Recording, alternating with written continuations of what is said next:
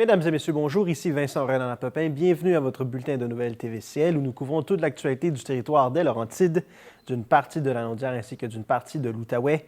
Et nous commençons cette semaine avec la municipalité de Val-David qui poursuit le processus d'expropriation du domaine de la Sapinière conformément à la décision rendue par le tribunal administratif du Québec.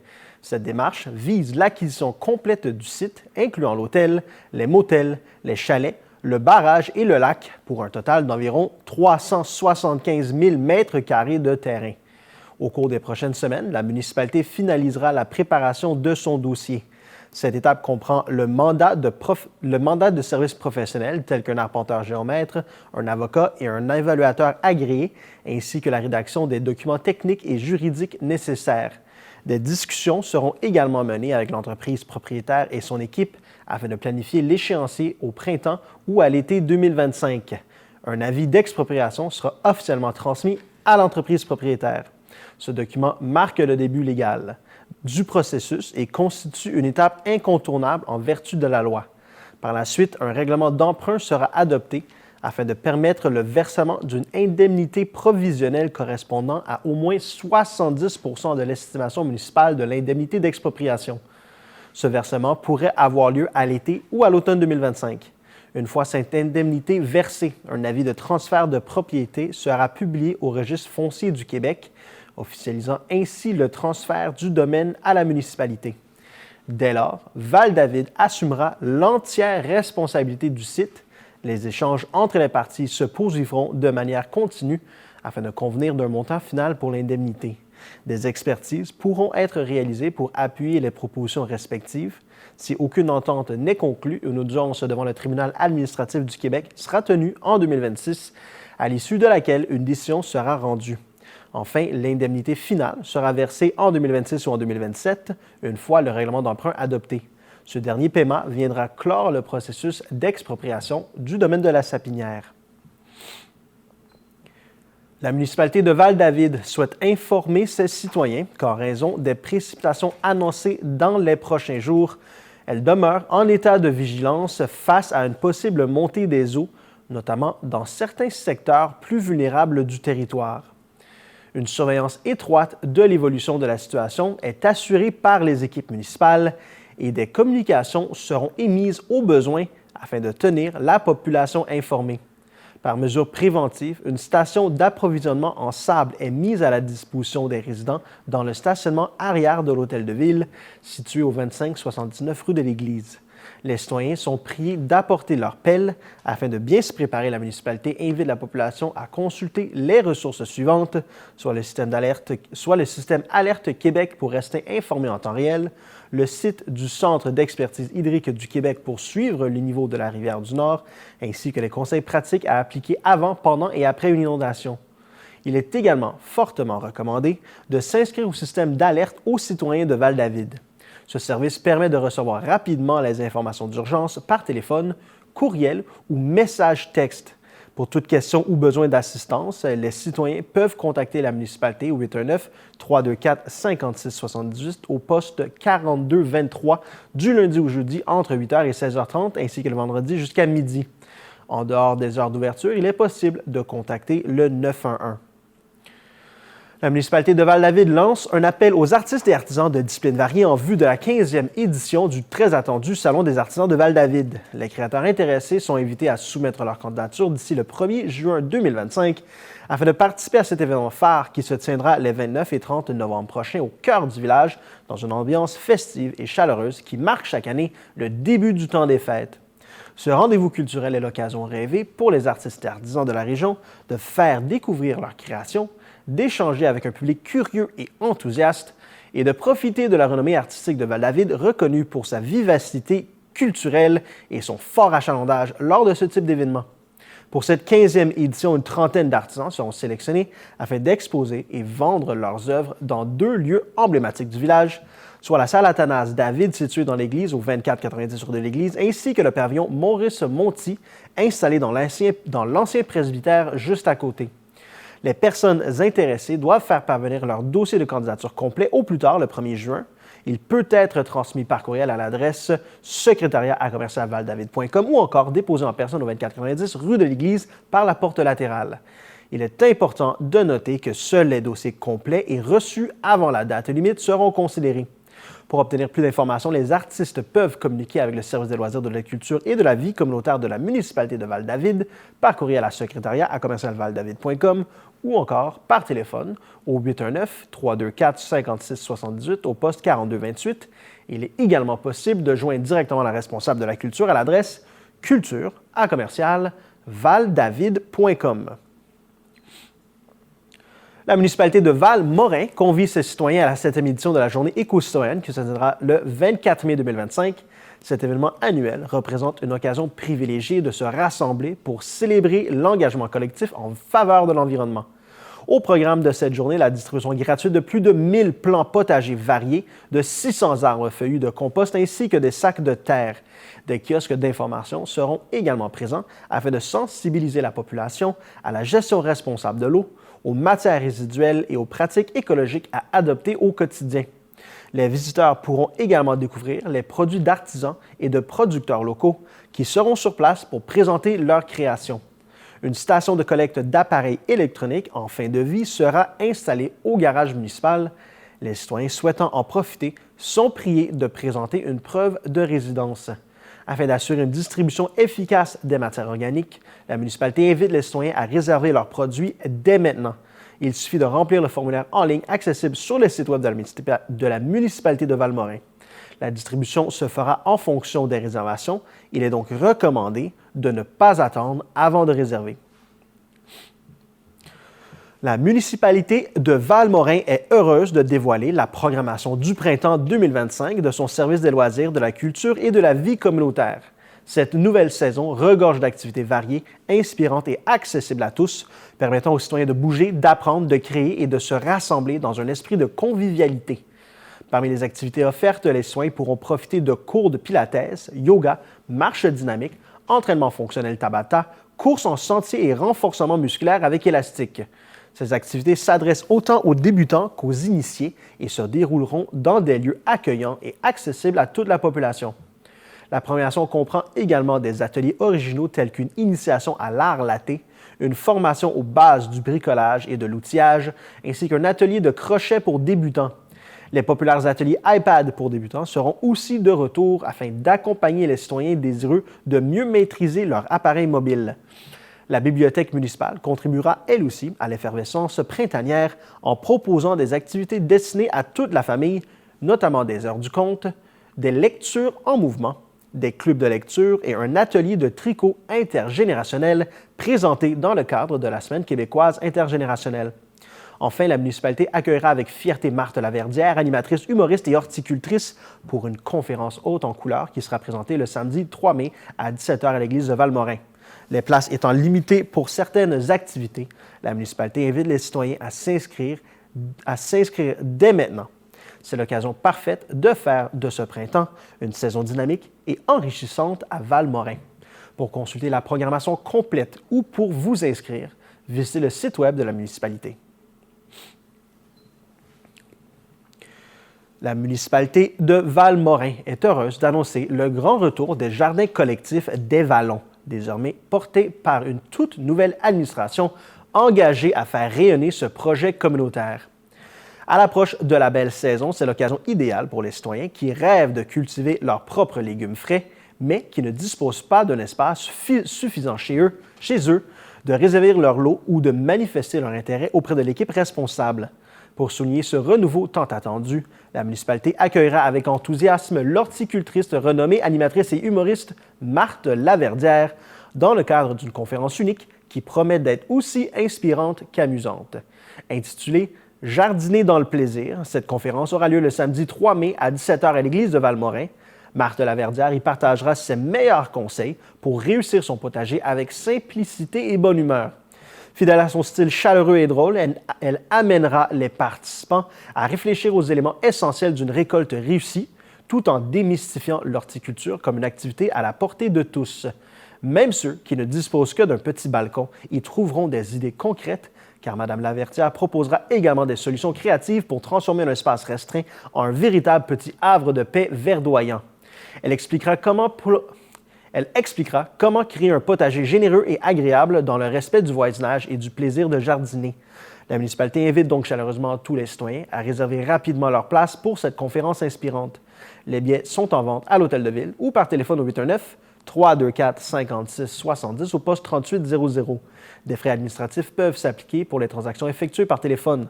Pour réserver un lot au Jardin collectif des Vallons ou obtenir davantage d'informations, il suffit de communiquer avec Lynn Cochon à l'adresse lynncochon@gmail.com.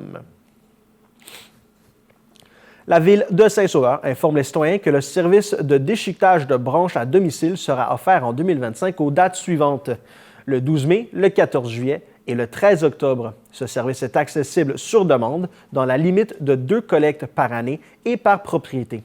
Les branches déposées doivent respecter les dimensions suivantes, soit un diamètre inférieur à 10 cm et une longueur maximale de 1,8 m.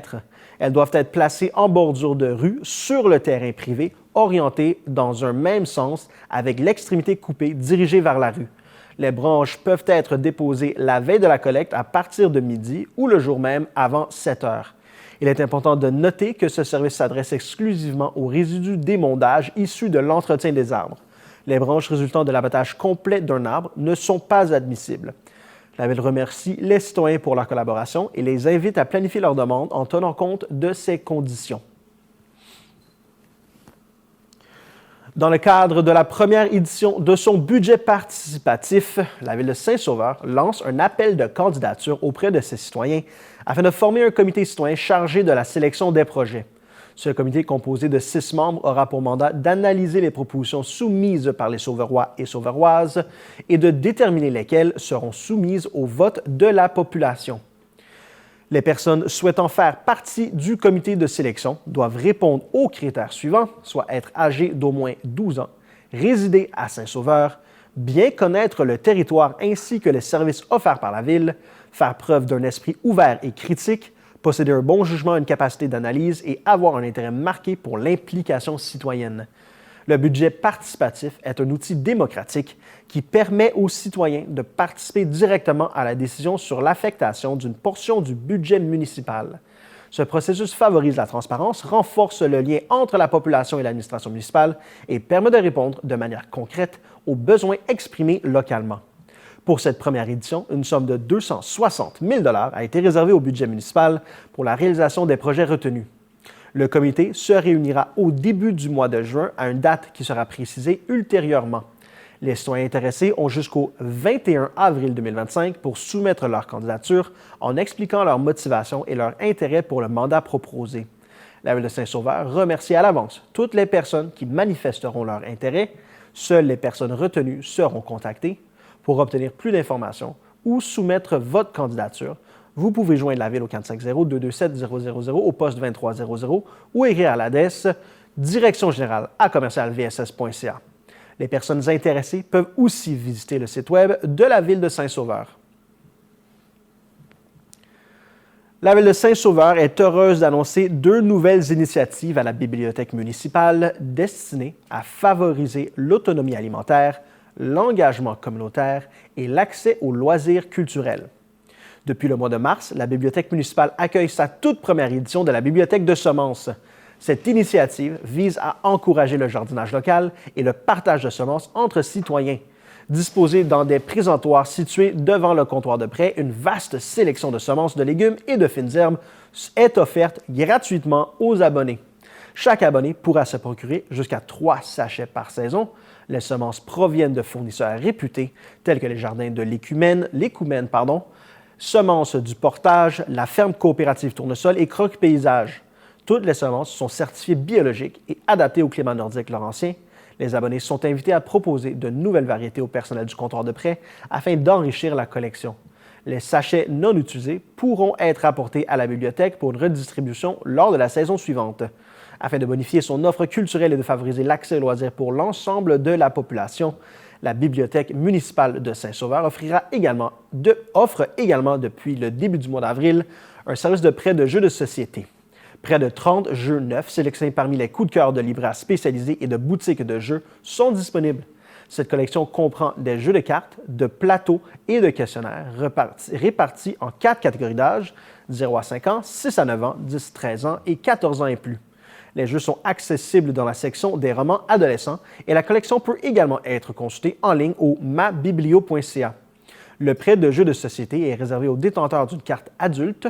Un jeu peut être emprunté à la fois pour une période de 4 semaines. Ce service s'ajoute à la limite d'emprunt de 20 livres et de 5 revues par abonné. Pour toute information supplémentaire, il est possible de communiquer avec la bibliothèque municipale au 450-227-00 au poste 2700. La Ville de Saint-Sauveur est heureuse d'annoncer l'embauche de Julien Charret-Landry à titre de directeur du service de travaux publics. Ingénieur en construction et détenteur d'une maîtrise en administration des affaires, M. Charret-Landry a occupé des postes de gestion chez Aéroports de Montréal pendant 10 ans. Évoluant entre les aéroports internationaux Montréal-Trudeau et Mirabel, il a collaboré avec de nombreuses équipes techniques et de gestion relevant de différentes accréditations syndicales pour l'élaboration et la mise en œuvre des orientations stratégiques de l'organisation. Ses responsabilités lui ont permis de développer de solides compétences en organisation et en optimisation des processus. M. Charret-Landry a supervisé des projets d'envergure incluant la modernisation des infrastructures aéroportuaires et la gestion de grands chantiers de construction. En tant que chef de la gestion de projets chez Aéroports de Montréal, il a assuré la réalisation d'initiatives prioritaires porteuses, géré un budget annuel de 150 millions de dollars et dirige une équipe en gestion de projet. À titre de directeur adjoint à la coordination de l'exploitation et l'entretien, il a également participé à l'élaboration du plan quinquennal d'immobilisation pour l'aéroport international de Mirabel, où il a également géré un budget d'opération annuel de 7,5 millions de dollars et co-présidé le comité local SST des employés de métier. Au cours de sa carrière, il a reçu plusieurs distinctions pour ses contributions significatives à l'industrie, telles que la bourse d'orientation Choix de carrière de Boutiette-Parizeau et le prix SNC-Lavalin. Son entrée en poste est prévue pour le 22 avril. Afin de diversifier ses sources de revenus et alléger la charge fiscale sur ses citoyens, la Ville de Saint-Sauveur annonce une nouvelle tarification pour les bornes de recharge pour voitures électriques.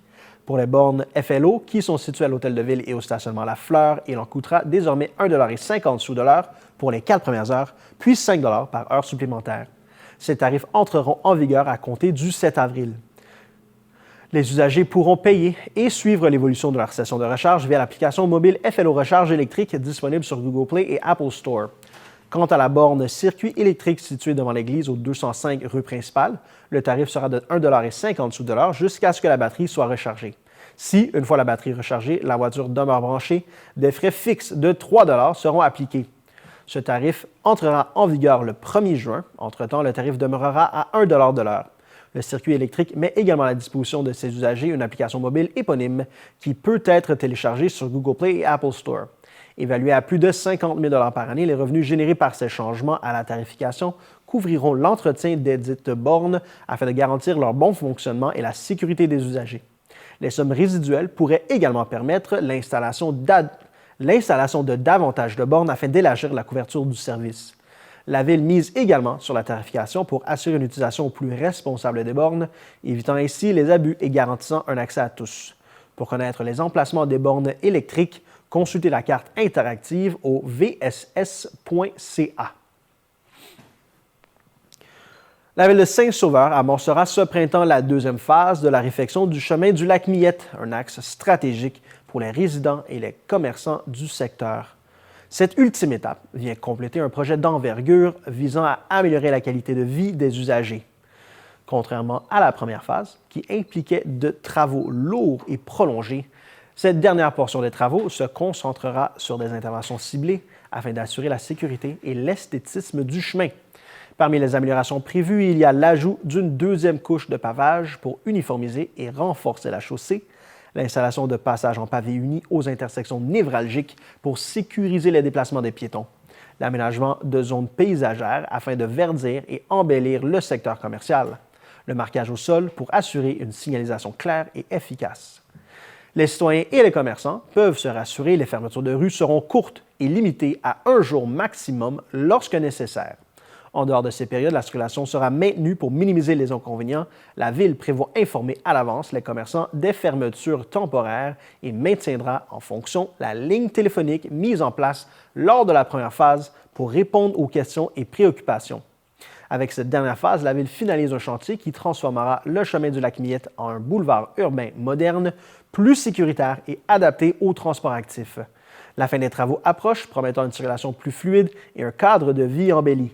Restez informés de l'évolution du projet via les canaux de communication de la Ville de Saint-Sauveur. Revenez-nous après la pause.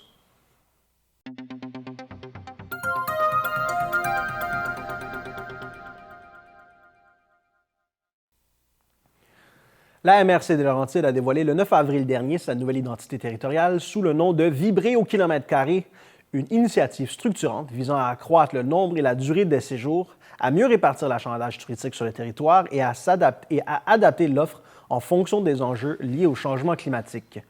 L'objectif est de positionner la région comme la destination plein air offrant le plus vaste éventail d'activités inusitées par kilomètre carré au Québec.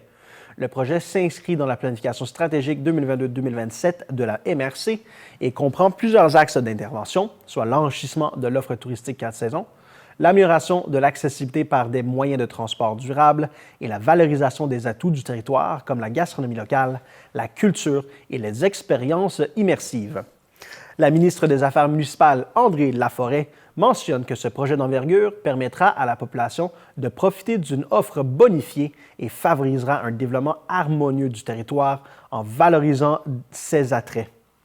Elle souligne que cette démarche s'inscrit pleinement dans une vision de tourisme durable et accessible pour l'ensemble du Québec.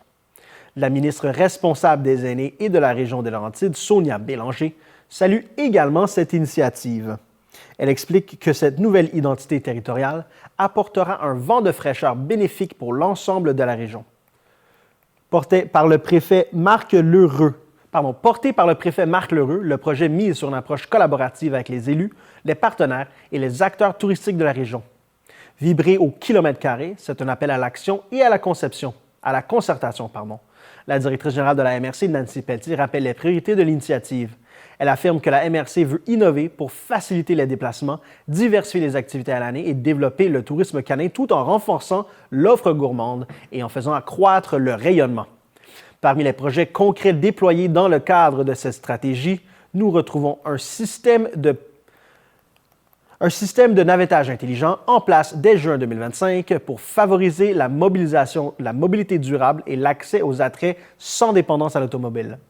Le développement du tourisme canin dès l'été 2026 avec des infrastructures adaptées aux voyageurs accompagnés de chiens, la mise en valeur de l'offre gourmande et des produits forestibles dès juillet 2025 en s'appuyant sur les circuits locaux et l'expertise culinaire de la région, la création de points d'intérêt éducatifs et interactifs dès l'été 2025, misant sur les expériences authentiques, culturelles et autochtones.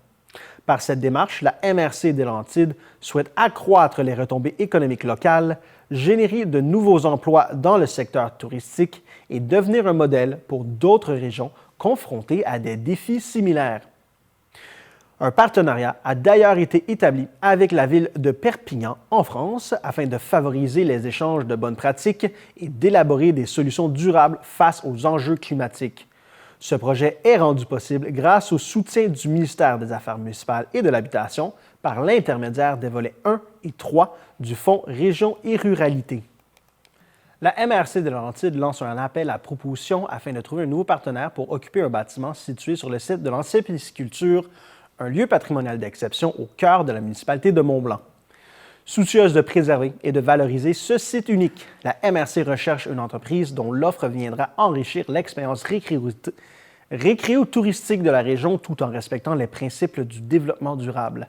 Situé en bordure de la rue de la Pisciculture et du parc linéaire Le Petit Train du Nord, le bâtiment disponible représente une opportunité idéale pour les entrepreneurs souhaitant développer un service complémentaire aux activités existantes. Les propositions favorisant les services aux touristes, qu'il s'agisse de location d'équipements de plein air, d'un service de restauration ou encore d'une offre innovante répondant aux besoins des visiteurs, seront privilégiés. Cet appel à proposition vise à stimuler l'innovation et l'entrepreneuriat en proposant une offre de service qui viendra bonifier l'expérience des nombreux visiteurs de l'ancienne pisciculture. Le comité d'évaluation analysera les projets en fonction de leur originalité, de leur faisabilité et de leur capacité à s'intégrer harmonieusement au site tout en contribuant à son dynamisme économique.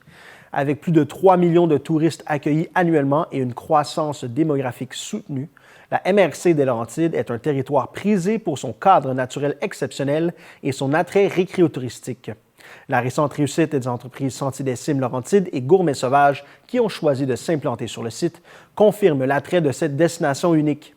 Le comité d'évaluation évaluera les propositions selon les critères déclinés dans le document d'appel à proposition. Consultez ce document sur le site web de la MRC des Laurentides. La date limite pour le dépôt d'une candidature est le 17 avril.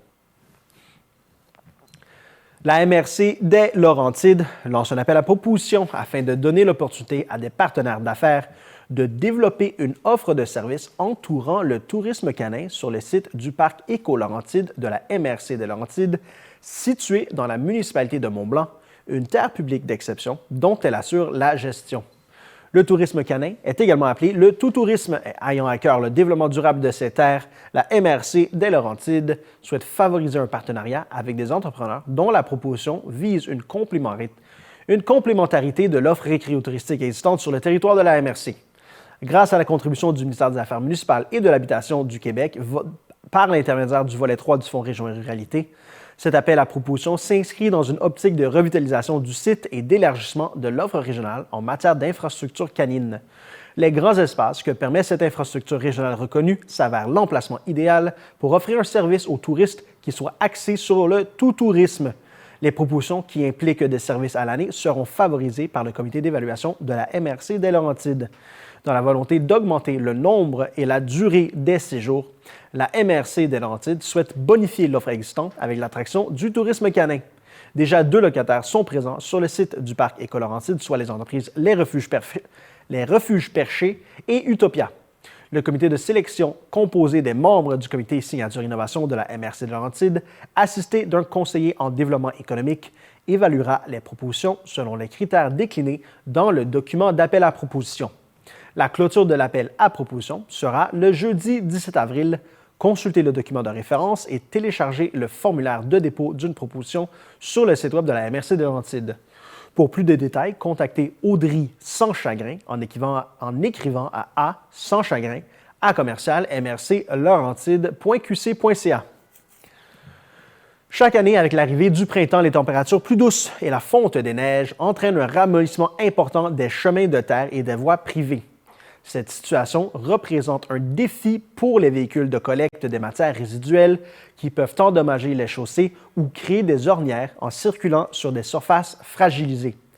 La MRC des Pays d'en Haut invite donc les propriétaires de chemins privés et les résidents de chemins non pavés à faire preuve de vigilance durant la période de dégel. Afin de préserver l'état des infrastructures, il est possible de demander la suspension temporaire du service de collecte des matières résiduelles sur une portion de rue. Dans un tel cas, les bacs de collecte peuvent être déposés à l'entrée du chemin à un point d'accès praticable par les camions de collecte. Cette mesure permet de maintenir le service tout en limitant les impacts sur les chemins affectés par la boue et l'instabilité du sol. Pour signaler une demande de suspension temporaire ou obtenir plus d'informations, les citoyens sont invités à communiquer avec la ligne InfoCollect en remplissant le formulaire en ligne disponible sur le site web de la MRC des Pays d'en Haut. Depuis maintenant une décennie, la Société des plein air des Pays d'en Haut, également appelée la SOPER, joue un rôle de premier plan dans la préservation et le développement des sentiers récréatifs de la région. Avec plus de 6,5 millions de dollars en subventions obtenues et des projets innovateurs comme les routes blanches, l'organisme s'impose comme un pilier incontournable du plein air dans les Laurentides. Au cœur de cette réussite se trouve la politique de protection et d'accès aux sentiers, une première au Québec. Élaborée en partenariat avec la MRC des Pays d'en Haut, cette politique vise à assurer un accès durable aux sentiers et aux espaces naturels, tout en répondant aux pressions du développement immobilier.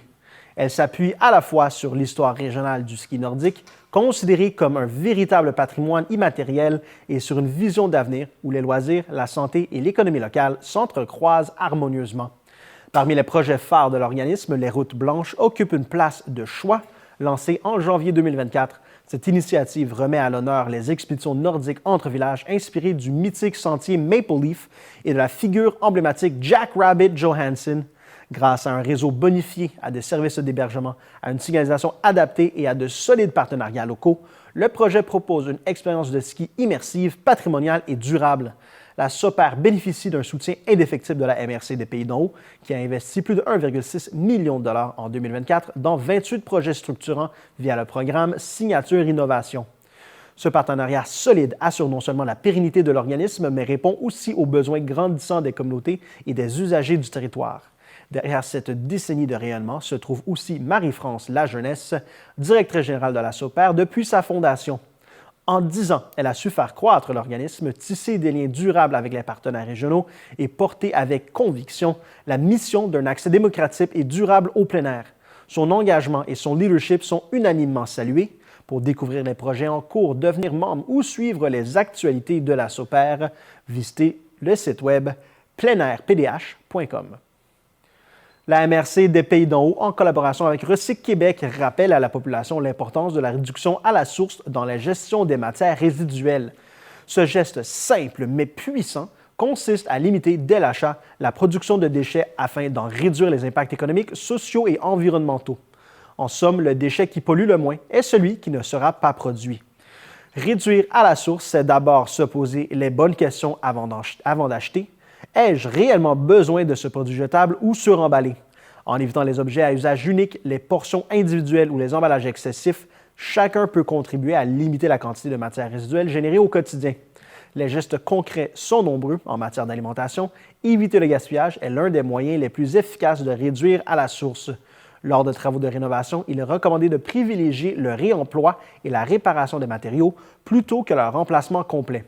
Pour les achats, opter pour des produits en vrac ou peu emballés fait une réelle différence. D'autres pratiques sont également à encourager. Il est possible de limiter la réception de circulaires publicitaires en communiquant avec sa municipalité, de louer ou d'emprunter un outil plutôt que de l'acheter pour un usage unique, ou encore de réutiliser les feuilles imprimées comme bloc-notes. L'achat de produits dangereux en petit format évite les surplus, tandis que l'utilisation de produits ménagers naturels permet d'assainir l'environnement domestique tout en réduisant les résidus toxiques. Les produits jetables, bien qu'omniprésents, peuvent être remplacés par des alternatives durables, apporter sa tasse réutilisable pour un café à emporter ou encore utiliser la vaisselle lavable dont sont des exemples de gestes concrets simples qui allient écologie et économie personnelle. La MRC des Pays d'en Haut et Recyc Québec encouragent l'ensemble de la population à adopter ces habitudes responsables dès maintenant. Pour découvrir d'autres conseils pratiques et approfondir vos connaissances, consultez les sections gaspillage alimentaire et réduire les produits à usage unique sur le site web de Recyc Québec. La MRC d'Antoine Labelle annonce le renouvellement de son entente de développement culturel pour la période 2025-2027, conclue en partenariat avec le ministère de la Culture et des Communications. Il s'agit de la 6e entente du genre pour la MRC, représentant un montant total de 375 millions de dollars, destiné à soutenir la réalisation d'actions prévues dans le plan de mise en œuvre de sa politique culturelle et patrimoniale. Grâce au soutien concerté du Conseil de la MRC et du ministère, l'entente repose sur un financement triennal partagé à hauteur de 40 % par la MRC et 60 % par le gouvernement du Québec. Ainsi, pour chacune des 3 prochaines années, la MRC d'Antoine Labelle et le ministère octroient respectivement 50 et 75 000 $ pour la concrétisation de projets culturels sur le territoire. L'entente 2025-2027 permettra de déployer 16 moyens d'action concrets. Parmi les initiatives prévues figurent une exposition extérieure en bordure du parc linéaire Le Petit Train du Nord, des médiations culturelles dans les CHSLD du territoire, un projet pilote de résidence artistique, la création d'œuvres d'art public, des journées du patrimoine, la constitution d'un répertoire de l'art public dans la MRC, ainsi que plusieurs autres projets à venir. En août 2023, la MRC s'est dotée d'une nouvelle politique culturelle et patrimoniale, élaborée en collaboration avec les actrices et acteurs du milieu. Cette politique s'inscrit dans une démarche participative et inclusive. Elle intègre désormais des dimensions historiques, patrimoniales et paysagères particulièrement significatives pour la population du territoire. La politique repose sur des valeurs d'accessibilité, de concertation, de collaboration et de participation citoyenne. Elle vise à soutenir et valoriser l'identité territoriale, à renforcer le sentiment d'appartenance et à favoriser le rayonnement de la culture locale. Un plan de mise en œuvre accompagne ce document, guidant les interventions futures de la MRC en matière culturelle et patrimoniale. Pour en savoir davantage sur l'entente de développement culturel 2025-2027, il est possible de communiquer avec Mme Dominique Gagné-Sopper, agente de développement culturel et du territoire, au 819-623-3485, au poste 112 ou par courriel à culture@mrc-antoine-label.qc.ca. Le portail culturel et patrimonial de la MRC d'Antoine-Label est également accessible au cultureantoine-label.ca. La MRC d'Antoine-Label, en collaboration avec les MRC des Pays d'en haut, d'Argenteuil et des Laurentides et le ministère des Ressources naturelles et des Forêts, lance une consultation publique jusqu'au 27 avril 2025 dans le cadre du plan d'aménagement forestier intégré opérationnel pour les forêts publiques des Laurentides. Cette consultation s'adresse à toutes les personnes et organisations concernées par l'utilisation du territoire forestier, qu'il s'agisse de chasseurs, de pêcheurs, de trappeurs, de villégiateurs, d'amateurs de plein air, de randonneurs ou de passionnés de sports motorisés. Elle vise à informer la population des travaux forestiers planifiés et à recueillir les commentaires, préoccupations et suggestions du public dans une perspective d'aménagement durable des forêts. Mis à jour tous les 2 ans, le plan d'aménagement forestier intégré opérationnel pour les forêts publiques des Laurentides présente les interventions prévues sur le terrain pour les unités d'aménagement 61-51 et 64-52, soit les Laurentides Sud et les Laurentides Nord. Il précise notamment les chantiers de récolte de bois, les travaux civicoles non commerciaux ainsi que les projets de voirie forestière. Les citoyens peuvent consulter les documents du plan d'aménagement forestier intégré opérationnel pour les forêts publiques des Laurentides et soumettre leurs commentaires en ligne via le formulaire disponible sur le site du ministère des Ressources naturelles et des Forêts. Pour toute question, il est possible de joindre l'équipe par courriel à consultationpafi-laurentide @mrnf.gouv.qc.ca ou par téléphone au 819-623-5780 au poste 708-696. Une séance 696, pardon.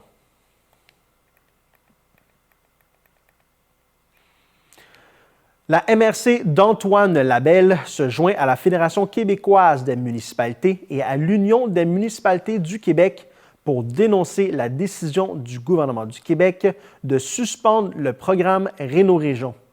Annoncée sans consultation ni préavis, cette suspension suscite de vives préoccupations quant à ses impacts sur la vitalité des territoires et sur les conditions de logement de nombreux citoyens.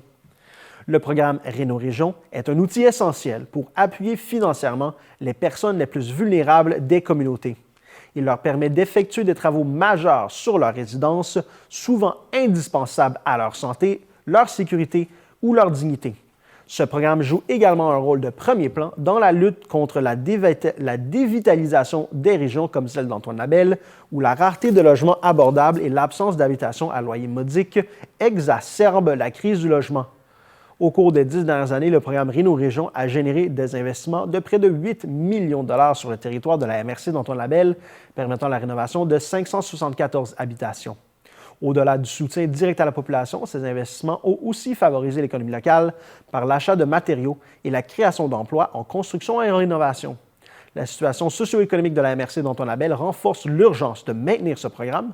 Depuis 2018, la MRC se classe au 5e quintile de l'indice de vitalité économique, se situant au 91e rang sur 104 MRC. Le maintien d'un programme comme Réno-Région représente donc une mesure concrète et structurante pour préserver la qualité de vie des citoyens et soutenir l'économie régionale. La MRC d'Antoine-Label appelle ainsi le gouvernement du Québec à reconsidérer sa décision. Elle réitère l'importance d'un programme comme Réno-Région pour les régions rurales et demande un rétablissement immédiat de ce levier essentiel d'intervention en matière de logement. Dans le cadre du mois de l'autisme, la Ville de Mont-Laurier est fière d'annoncer l'illumination en bleu des chutes du rapide de l'Orignal, un symbole fort de solidarité et de soutien envers les personnes autistes et leurs familles. Depuis le 10 avril pour toute la durée du mois, les chutes situées au centre-ville seront éclairées de lumière bleue, une couleur qui est utilisée à travers le monde pour sensibiliser le public à l'autisme. Cette initiative vise à attirer l'attention sur les défis rencontrés par les personnes autistes et à encourager l'inclusion et la compréhension au sein de la communauté. La Ville invite tous les citoyens à aller admirer cette illumination symbolique et à réfléchir au moyen de contribuer à une meilleure inclusion des personnes autistes dans la vie quotidienne. Revenez-nous après la pause.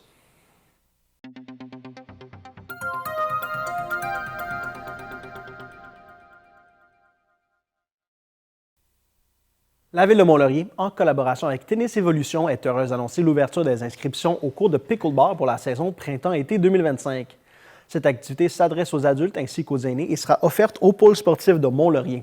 La période d'inscription est en cours et se poursuivra jusqu'au 18 mai 2025 à 23h45.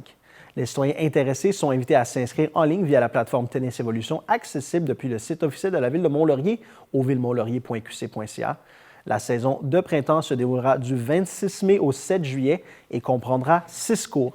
La session d'été se tiendra du 4 août au 15 septembre, également pour une durée de 6 cours. Les 2 sessions auront lieu au même endroit. Les cours sont répartis selon les groupes d'âge et les niveaux de pratique selon l'horaire suivant. Lundi de 15h à 16h, initiation pickleball pour les 65 ans et plus.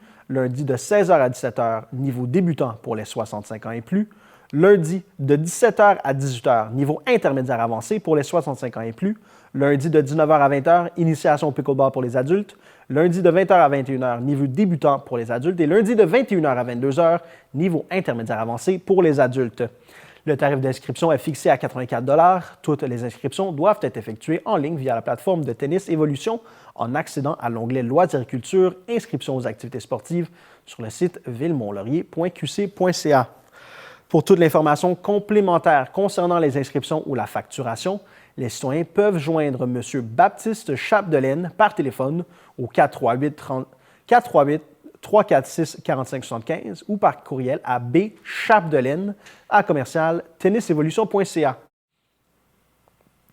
Le ministère des Transports et de la Mobilité durable procède depuis le 14 avril 2025 au remplacement du ponceau situé le long de l'autoroute 15 en direction sud à la hauteur de la rue Saint-Joseph, ainsi qu'au bétonnage du ponceau passant sous la route 117 au nord de la rue Valiquette. Ces interventions nécessiteront la mise en place d'entraves à la circulation, lesquelles évolueront selon les différentes phases du projet. Des fermetures complètes ou partielles, principalement en soirée et durant la nuit, sont donc à prévoir. La phase 1, d'une durée estimée de 5 semaines, entraînera la fermeture complète de l'autoroute 15 en direction sud entre les kilomètres 68,5 et 66,5. Durant cette période, la circulation sera déviée sur la chaussée opposée avec maintien d'une voie disponible dans chaque direction. La phase 2, prévue pour une durée d'environ 3 semaines, occasionnera la fermeture d'une seule voie sur l'autoroute 15 en direction sud.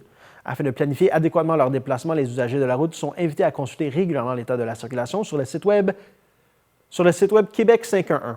En cas de besoin, les détours suivants sont recommandés. Les automobilistes circulant sur l'autoroute 15 en direction nord sont invités à emprunter la sortie numéro 45, puis à suivre les indications pour rejoindre la route 117 en direction nord jusqu'à Sainte-Adèle. Ceux circulant en direction sud peuvent utiliser la sortie numéro 86 puis continuer sur la route 117 en direction sud jusqu'à Sainte-Adèle. Par ailleurs, les véhicules dont la hauteur excède 4,2 mètres circulant sur l'autoroute 15 en direction nord devront obligatoirement emprunter un détour adapté qui sera en place pour toute la durée des travaux. Le ministère rappelle l'importance de respecter la signalisation temporaire afin d'assurer la sécurité de tous les usagers de la route ainsi que celle des travailleurs et travailleuses présents sur le chantier. Le mois d'avril s'annonce riche en découvertes à Sainte-Anne-des-Lacs avec une conférence inspirante et une exposition artistique présentée à la bibliothèque municipale. Le 22 avril à 18h, les citoyens sont invités à assister à une conférence intitulée « Retrouver la satiété sans supplément ni privation » animée par Jean-Pierre Deschênes. Cette rencontre portera sur l'alimentation en pleine conscience et la façon de reconnecter avec ces véritables signaux de faim et de satiété sans recourir à des régimes restrictifs ni à des suppléments. Une belle occasion de réfléchir à notre relation avec la nourriture dans une perspective de mieux-être. Les personnes intéressées sont invitées à réserver leur place en appelant au 450-224-2675 au poste 300 ou par courriel à biblio@sadl.qc.ca. Par ailleurs, dès le 1er avril, la bibliothèque présente une exposition de dessins de Jean-Marc Gérard, portraitiste autodidacte.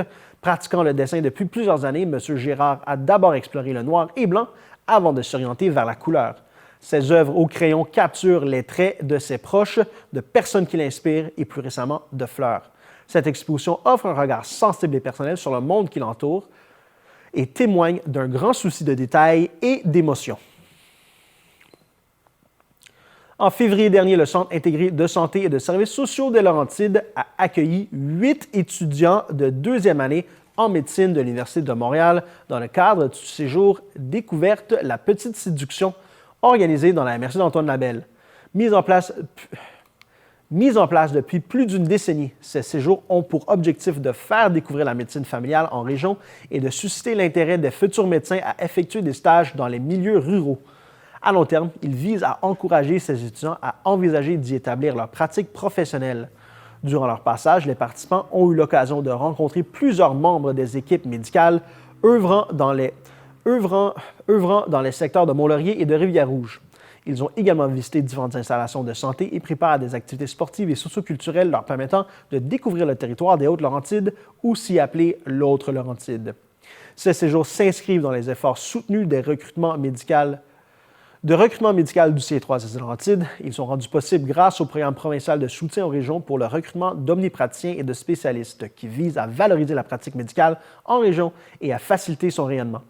Ce projet est réalisé en partenariat avec le groupe d'intérêt en médecine de famille de l'Université de Montréal, le groupe de médecine familiale universitaire de Mont-Laurier et le groupe de médecine familiale de la Lièvre. Pour en savoir davantage sur les possibilités de carrière en médecine dans les Laurentides, les personnes intéressées sont invitées à consulter la section recrutement médical du site web du CI3S des Laurentides.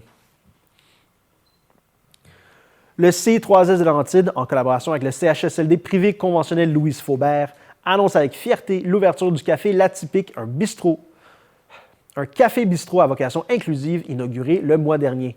Ce projet innovant a été conçu afin de permettre à de jeunes adultes vivant avec une déficience intellectuelle ou un trouble du spectre de l'autisme inscrits au programme d'intégration au travail du CI3S des Laurentides de vivre une expérience professionnelle enrichissante et valorisante en participant à l'exploitation quotidienne du café. Le Café L'Atypique constitue un espace de rencontre chaleureux, favorisant les échanges et la création de liens intergénérationnels entre les résidents du CHSLD, leurs proches et les jeunes travailleurs du programme. En plus de contribuer à la socialisation et à la qualité de vie au sein de l'établissement, cela lui permet de normaliser le milieu de vie des aînés tout en mettant en valeur la diversité et l'unicité de chacun. Les visiteurs peuvent y déguster une variété de cafés, de boissons spécialisées et autres breuvages. Ceux-ci sont offerts gratuitement aux résidents du CHSLD Louise Faubert ainsi qu'à leurs familles en reconnaissance de leur présence et de leur participation à cette communauté vivante. Ce projet incarne une approche humaine et bienveillante des soins de service en intégrant pleinement les dimensions sociales, communautaires et intergénérationnelles au cœur du milieu de vie. En décembre dernier, l'unité de médecine du Centre multiservices de santé et de services sociaux d'Argenteuil a accueilli 5 stagiaires de la communauté autochtone de Kanesatake. Ils ont acquis des compétences pratiques pour travailler comme préposés aux bénéficiaires dans leur communauté. Ce projet est une collaboration entre le Centre de services en emploi et formation du Conseil de bande de Kanesatake, le Centre de développement des compétences de Pont-Vieux de la Commission scolaire Sir Wilfrid Laurier et le CI3S de Laurentides. Ce projet, financé par Emploi et Développement social Canada, visait à faciliter l'accès à la formation de préposés aux bénéficiaires pour les membres des communautés des Premières Nations en leur offrant un stage en unité de soins de courte durée. La préparation du milieu de stage, réalisée avec la chef de l'unité de médecine, l'enseignante du CDC Pont-Vieux et l'équipe de soins, a favorisé le partage des connaissances et les expériences, contribuant ainsi à la réussite de ce projet. Revenez-nous après la pause.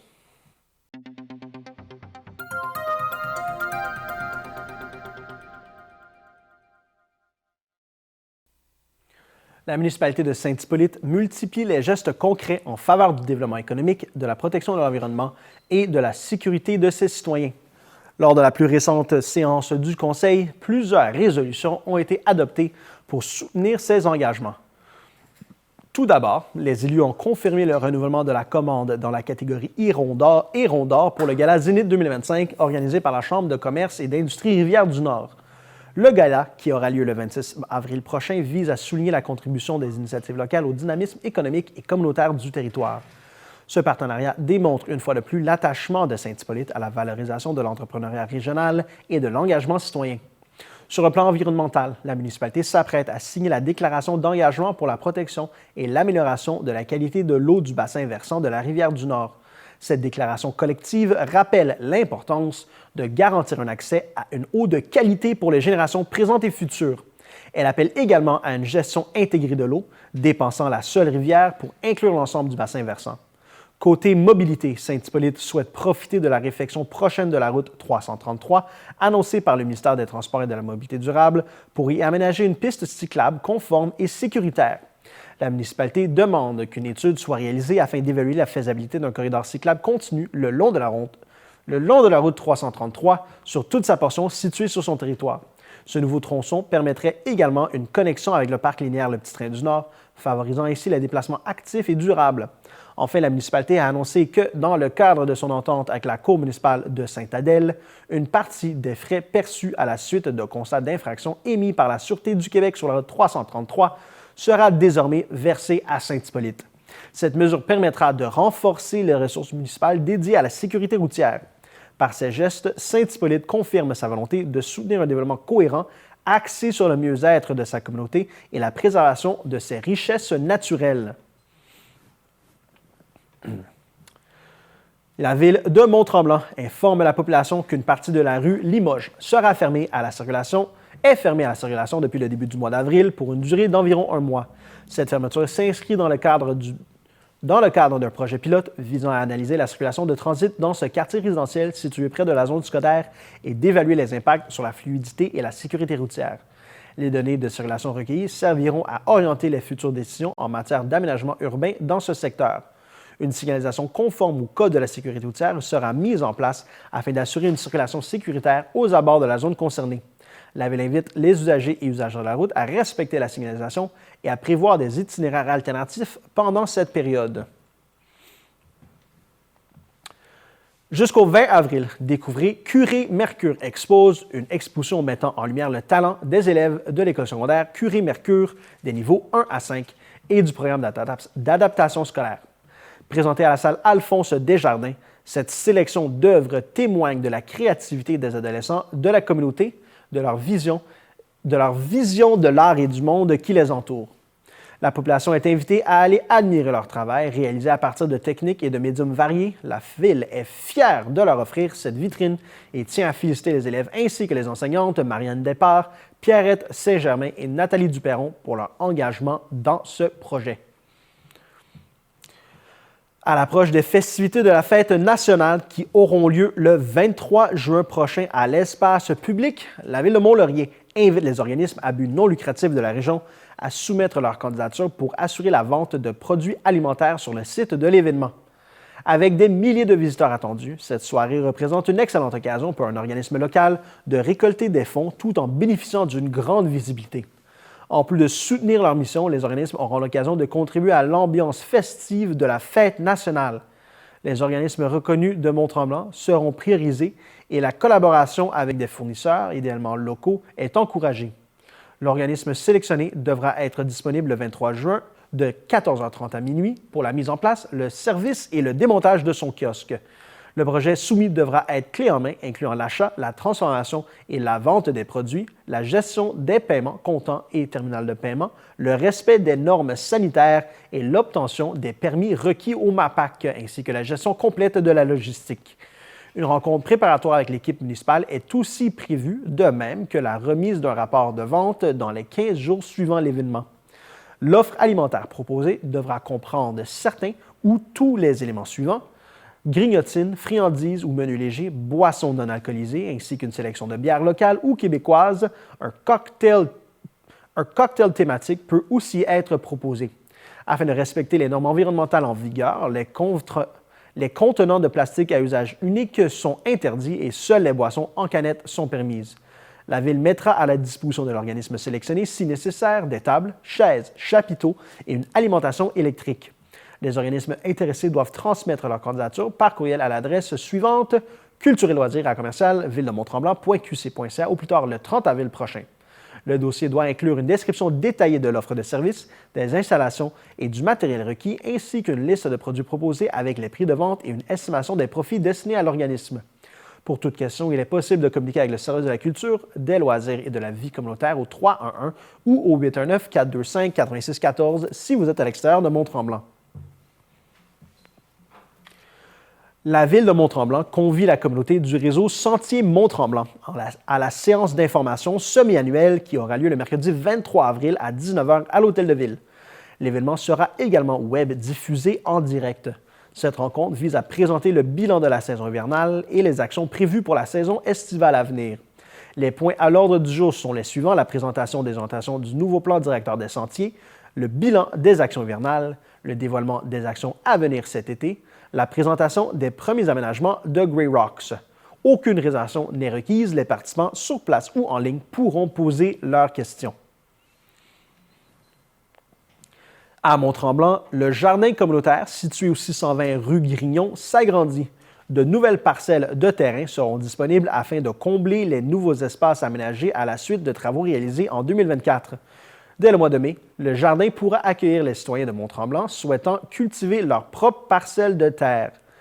Grâce aux récents travaux d'aménagement, le site compte désormais 59 jardinets individuels de format varié, ainsi que 15 bacs surélevés, soit une bonification de 24 jardinets et de 12 bacs supplémentaires. Cette expansion a également permis de relocaliser le jardin communautaire de la rue Léonard, fermé à l'été 2024, en l'intégrant à un site plus accessible, assurant ainsi la continuité de cet espace collectif. Ouvert de mai à octobre, le jardin communautaire offre à la population un espace idéal pour cultiver fruits, légumes, fleurs ou plantes aromatiques, tout en favorisant la santé physique, le partage des connaissances et l'accès à des aliments frais. Au cours de l'été, 3 ateliers gratuits seront proposés aux membres portant sur les thématiques suivantes: analyser et planifier son espace, entretenir son espace et les difficultés et les solutions. Les personnes intéressées à occuper gratuitement un jardinet ou un bac surélevé pour la saison estivale 2025 sont invitées à remplir dès maintenant le formulaire en ligne disponible à villedemontremblant.qc.ca/jardin. Les conditions d'admissibilité sont les suivantes: il faut résider à Mont-Tremblant, être âgé de 18 ans ou plus, détenir une carte Accès Mont-Tremblant valide. L'inauguration officielle de la phase 2 du jardin communautaire aura lieu en juin. Les étapes de l'événement seront Les détails de l'événement seront annoncés plus tard au printemps. Pour toute question, vous pouvez communiquer avec le service des infrastructures à travauxpublics@villedemontremblant.qc.ca ou vous pouvez appeler au 311. Dans le cadre de l'initiative Municipalité engagée lancée par l'organisme Jour de la Terre, la ville de Sainte-Agathe-des-Monts se mobilise pour souligner l'importance de la biodiversité et des actions environnementales locales. Cette initiative pan-canadienne vise à mettre en valeur les efforts des municipalités en matière de transition écologique. Sainte-Agathe-des-Monts y contribue en organisant plusieurs activités citoyennes ouvertes à tous et à toutes. Voici donc les événements à surveiller. Du 1er au 30 avril, il y aura une sélection inspirante de livres portant sur l'environnement et les enjeux écologiques est présentée Du 1er au 30 avril, une sélection inspirante de livres portant sur l'environnement et les enjeux écologiques est présentée à la bibliothèque Gaston Miron. Le 22 avril, il y aura célébration officielle du Jour de la Terre. Le 23 avril, à 19h, il y aura une séance d'information sur les espèces aquatiques exotiques envahissantes qui se tiendra à la place Lagny. Le 3 mai, dès 19h, il y aura corvée de nettoyage du conseil municipal. Il s'agit d'une occasion concrète de poser un geste pour la planète. Le 31 mai, il y aura une grande fête éco-citoyenne pour clore la programmation en beauté. Par ces actions, la Ville réaffirme son rôle de moteur local dans la transition écologique, une belle occasion de s'informer, de s'impliquer et de célébrer le lien de l'humain avec la nature. Le pissenlit est l'une des premières sources de nourriture pour les insectes pollinisateurs et est essentiel à leur survie. Ce printemps, la Ville de Prévost vous met au défi de retarder la tonte des pissenlits sur votre terrain afin de leur donner un petit coup de main. De son côté, la Ville repoussera la tonte durant le mois de mai sur certaines portions de ses terrains municipaux. Les citoyens et commerçants sont, eux aussi, invités à emboîter le pas et à participer à cette initiative environnementale. Depuis le 1er avril, des petites affichettes à l'effigie du défi pissenlit sont distribuées gratuitement à l'Hôtel de Ville, à la bibliothèque municipale et au bureau du service de l'environnement. Les participants au défi peuvent ainsi afficher fièrement leur appui au mouvement. Voilà, c'était tout cette semaine pour votre bulletin de nouvelles TVCL. Je vous remercie d'avoir été à l'écoute. À la semaine prochaine.